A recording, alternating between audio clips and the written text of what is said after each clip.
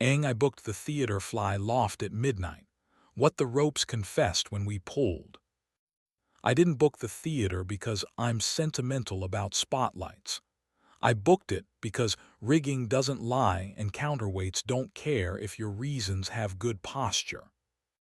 The Calder Street Playhouse rents the fly loft to visiting crews on dark nights, a practical sin that keeps the ghosts paid. I've done odd jobs there for years, safety checks, replacing hemp with wire rope, convincing old pulleys to forgive torque. Last winter I crawled out on a headbeam in a sleet storm to fix a frozen block with a heat gun and prayer, so when I texted the production manager, Wren, close to midnight, she said, "I can give you the loft until 1. Work lights only. Line sets 27 through 30 are dead hung. Don't touch them. And please, no trials after 2." She laughed the way people laugh who have seen reputations lowered in by hand. At 11:37 p.m., my phone delivered the sentence my marriage could type asleep. Loadout ran late. Quick debrief turned into a drink, might crash at the office. Don't wait up. My wife is Elise. She arranges rooms until they remember their better manners. She can talk a donor into generosity and an electrician into patience.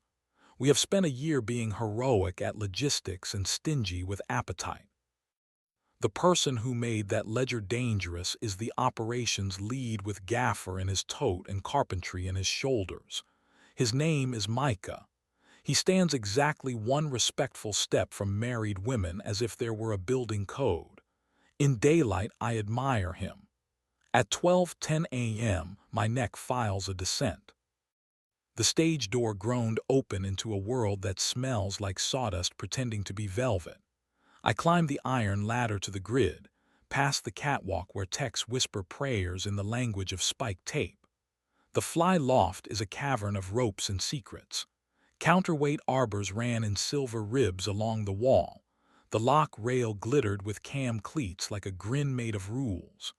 I set 2 paper cups of coffee on the rail under the work lights and listened to the old building breathe. They came in at 12:05, their footsteps translated into stage by the sprung floor. Elise first, hair pinned in the shape competence requires, coat folded over her arm like a confession under budget. Micah one respectful step behind, sleeves shoved, tote at his hip, eyes doing perimeter math that keeps other people's nights from turning into testimony. He saw me first. Men who carry after midnight learn the silhouette of a husband beneath work lights. "A theater," Elise said with half a smile. "Of course you would." "I needed a room where weight commits," I said. "Say it under rigging. It's hard to lie while something is moving." Micah stopped at the lock rail, palms visible, a decent man's altar. "Need me?" he asked her, not me. "I need you exactly there," she said, pointing to the yellow line that keeps hands from wandering under flying loads. "If I want less distance, I'll use your name." He obeyed. Good men do. It keeps them employable and makes them impossible to hate correctly. I handed Elise a pair of gloves, soft leather that remembered other scenes. "Let's make a cue," I said. "Nothing fancy, up 2 feet, down 1. Enough motion to tell the truth." "In an elevator," she said, "because the universe syndicates bad scripts. 2 weeks ago, between floors and nouns, I kissed him, quick, mint, rehearsal. He stepped back. He said my name like a lock. I hated him for being the adult. I hated me for liking it. Tonight I almost went to a door instead of a mirror. I came here." "Do you want me to hit him?" I asked, aware of how even auditioning for violence is a kind of theater. "I want you to choose me," she said. "Not rescue, appetite." I took the rope of line set 21 in both hands and felt the room wake to my grip. The sandbags on the arbor clanked their small, righteous answers. Elise stepped beside me and wrapped her hands above mine. Our wrists lined the way a safety manual would approve. "Ready," I said. "Ready," she said. We eased the rope out of the lock. The batten crept, scenery moving through air with the courtesy of an apology. I pulled, she checked, we stopped. I set the rope and turned to her. The work lights did not flatter, they kept score. I put my hand at the back of her neck and pressed my thumb into the notch I keep for emergencies that ought to be pleasures. Her eyes closed like a vote counted aloud. I kissed her. Jurisdiction, not apology. She answered like a woman who had been a plan all day and wanted 4 minutes of weather. My other hand slipped along her ribs to the waist where elastic reminds you the world has a constitution. I stopped because I intend to like myself at breakfast.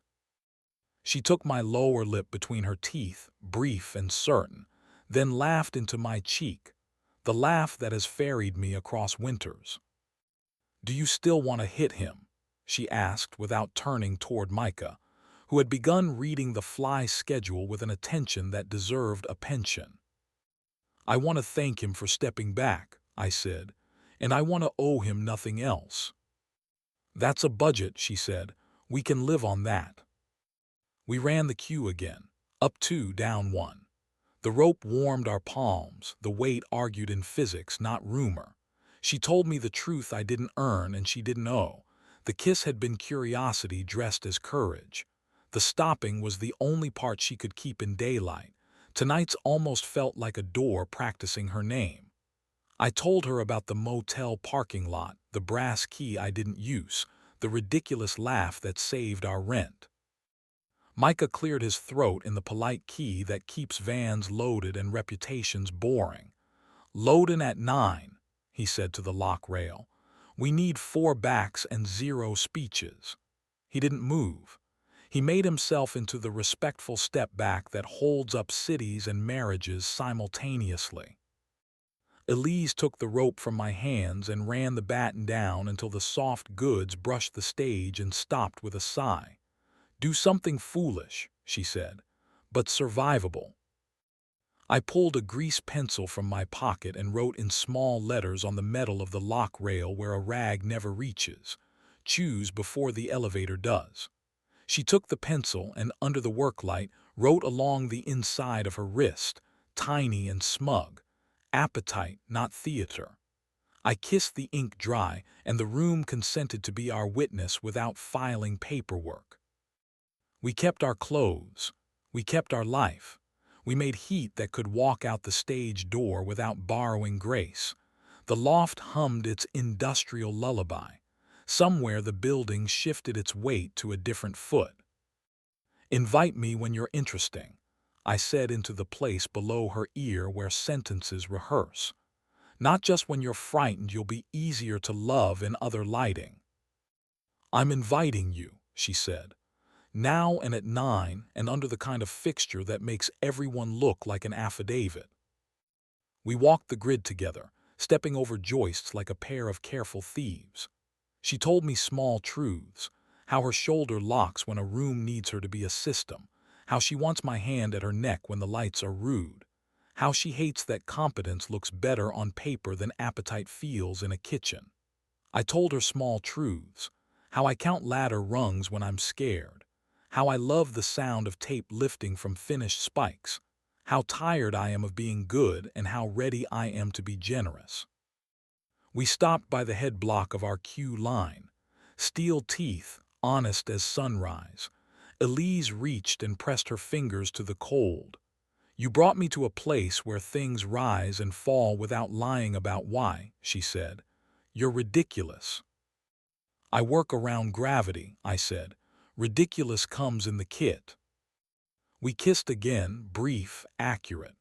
I set the rope and locked it as taught by men who buried friends. Micah watched our hands, not our mouths.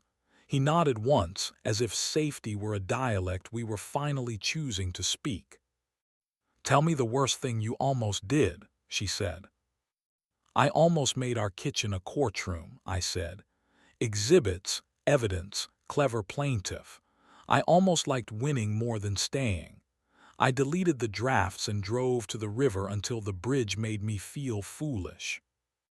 "I almost promoted a maybe to a myth," she said. "I almost let an elevator become a sanctuary. I almost forgot I could choose before it did. I remembered in the lobby and chose stairs. At 12:43, the clock on the stage manager's desk coughed a minute into the room. Ren's text arrived, a polite throat clear that our hour was expiring soon. We finished the coffee, which had become honest and cold, and stood near the proscenium to watch the rows of empty seats pretend to be a public.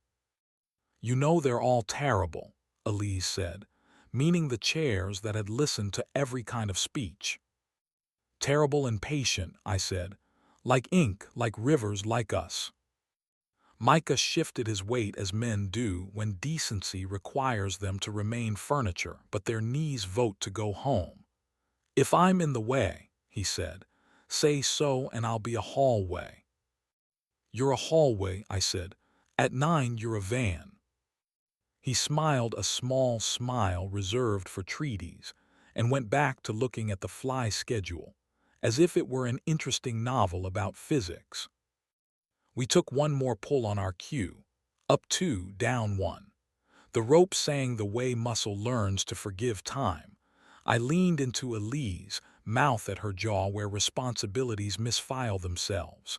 She made a sound I could live on through February. Then we stopped, because I intend to keep my body eligible for daylight. We reset the battnet trim, locked the line, tied a safety. I wiped our prints from the rail and left one smudge just above Chu's before the elevator does, a mark for nobody but us. We climbed down. The stage door exhaled us into air that had chosen cold. Outside, the loading dock light buzzed its tired hymn.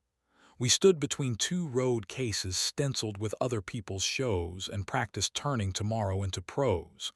Elise touched my wrist, daylight legal, and the instrument behind my ribs found a correct note. We made one plan: breakfast at the diner that forgives you for ordering pie at 8, then 4 hours of lifting things nobody pays you to lift. At 9, the community center smelled like lemon spelling competence. Micah was already stacking tables with that modest inevitability that teaches gravity manners.